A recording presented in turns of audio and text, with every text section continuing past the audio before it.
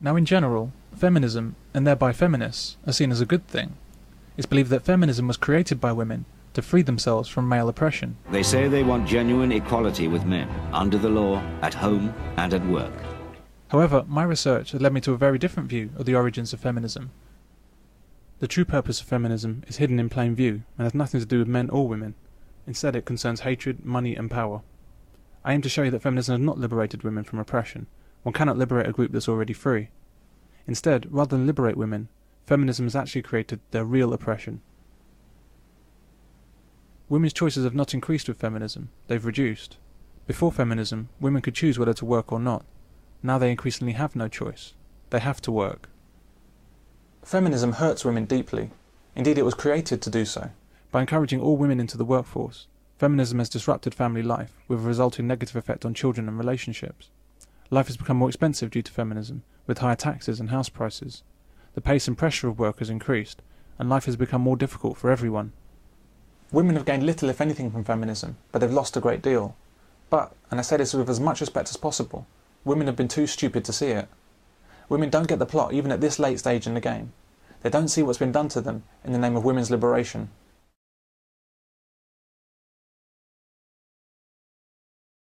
Feminism is understood by most people to be about equality between men and women.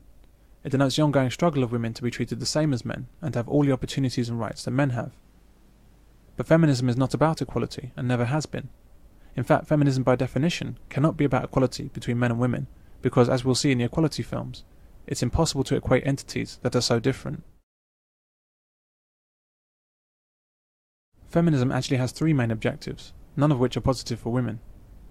The deconstruction of family, putting women to work, stripping men of their civil rights. Feminism at its heart is an enormous, orchestrated and sustained attack on men and women, perpetrated by business and government, using the psychology of women to achieve its ends. The methodology used to deliver this attack is almost entirely based on destroying men and the very idea of manhood. By attacking men, the natural cohesion of family is disrupted, the protection of men over women and children is removed, and women are thereby left exposed to various forms of exploitation by agencies that have no interest in their welfare or the welfare of their children. Feminism is something of a masterpiece of social engineering. It's clever, it's insidious, it's popular, and it's been going on since the Second World War, with no real signs of slowing down. But I'm getting ahead of myself.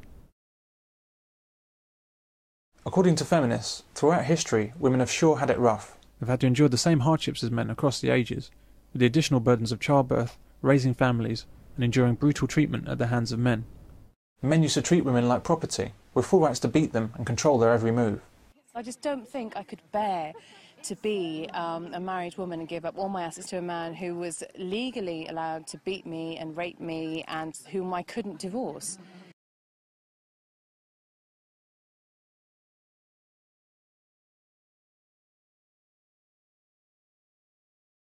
Men dominated women's lives from early childhood and didn't allow them to gain an education or join the workforce or make free choices with their lives. The oppression of women still occurs today, especially in the Middle East and Third World countries. Their reaction against the traditional role expected of women there. So, and these are the gloves that Iranian women have to wear. So this is kind of about expressing yourself through something which is supposed to suppress you as an individual. Exactly.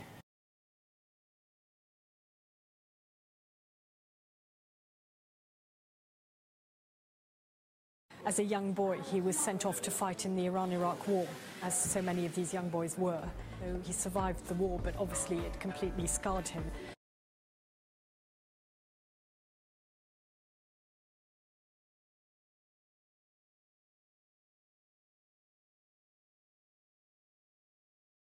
In 1961, middle-class women suddenly realised that they'd been oppressed and enslaved by men for countless thousands of years, and decided that they must do something about it.